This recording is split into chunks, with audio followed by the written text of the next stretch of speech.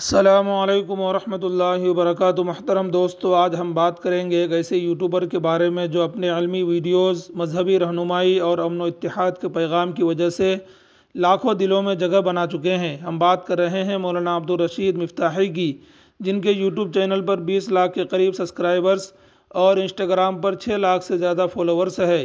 مگر آج کل ایک نیوز ان کے بارے میں سوشل میڈیا پر خوب وائرل ہو رہی ہے۔ بتایا جا رہا ہے کہ مولانا عبدالرشید پر 3 کروڑ روپے فراڈ کرنے کے الزامات لگے ہیں۔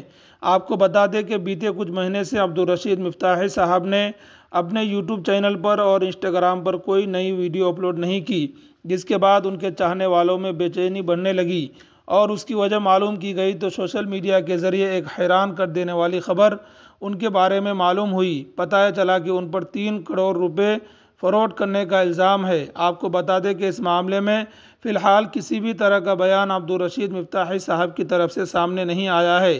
یہ تو اللہ ہی بہتر جانتا ہے کہ ان پر لگنے والے الزام کتنے سچے ہیں۔ سچائی کا پتہ تبھی چلے گا جب وہ خود اس معاملے پر کوئی بیان جاری کریں گے۔ فی الحال ان کے چاہنے والے اس انتظار میں ہے کہ عبدالرشید مفتاحی صاحب جلد ہی اپنے فالوورز کو وضاحت دے۔ تب تک ہم سب کو صبر سے انتظار کرنا چاہیے اور کسی بھی قسم کی افواہوں پر بھروسہ کرنے سے اپنے آپ کو بچانا چاہیے۔ آپ کو بتا دیں کہ مولانا عبدالرشید مفتاحی اور ان کے ساتھ 4 لوگوں پر 1 کروڑ 16 لاکھ کی ٹھگی کا الزام ہے اور اس معاملے میں ان پر مقدمہ بھی درج کیا گیا ہے۔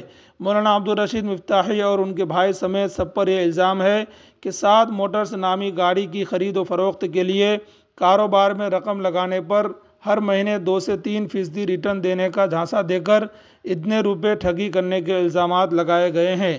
آپ کو بتا دیں کہ جن جن لوگوں نے اس کاروبار میں پیسہ ڈالا وہ سب آپس میں ایک دوسرے کے پارٹنر تھے۔ اب کاروبار میں ضروری نہیں کہ فائدہ ہی ہو، نقصان بھی ہو سکتا ہے۔ نقصان ہونے کی وجہ سے سارے پارٹنر مولانا عبدالرشید مفتاحی اور ان کے بھائیوں کے خلاف ہو گئے اور انہوں نے پولیس میں جا کر FIR درج کرائی کہ ہم سے چیٹنگ اور فراڈ کے ذریعے یہ پیسہ لیا گیا، یعنی منافع دکھا کر ہم سے رقم لے لی گئی اور ہمیں کوئی فائدہ نہیں دیا گیا۔ حالانکہ مولانا عبدالرشید صاحب ایک عالم دین ہے، ان کی طرف اس طرح کی بات منسوب کرنا کہ انہوں نے فراڈ کر کے اور فائدہ دکھا کر ہر مہینے اتنا فائدہ دیا جائے گا ہم سے رقم لے لی ہے، یہ سب باتیں بے بنیاد ہے۔ دوسری بات یہ کہ 4 سال بعد ہی FIR کیوں کرتے ہیں؟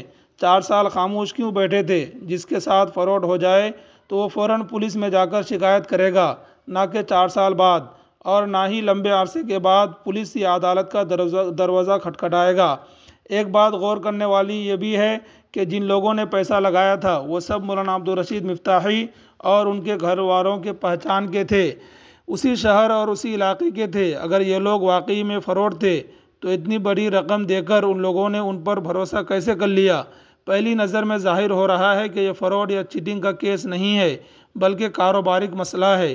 نقصان ہوا ہے، سب نے پیسہ لگایا ہے اور کاروبار میں نفع نقصان ہوتا رہتا ہے، لیکن یہاں سارے پارٹنر نقصان برداشت نہیں کر پا رہے ہیں، اس لیے پولیس میں جا کر جھوٹا مقدمہ قائم کر دیا اور مفتاحی صاحب اور ان کے گھر والوں کو بدنام کرنے کی کوشش کر رہے ہیں۔ جب تک پوری معلومات آپ تک نہ پہنچے، اس سے پہلے مولانا عبدالرشید اور ان کے بھائیوں اور ان کے خاندان والوں کے خلاف سنی سنائی باتوں پر یقین نہ کرے۔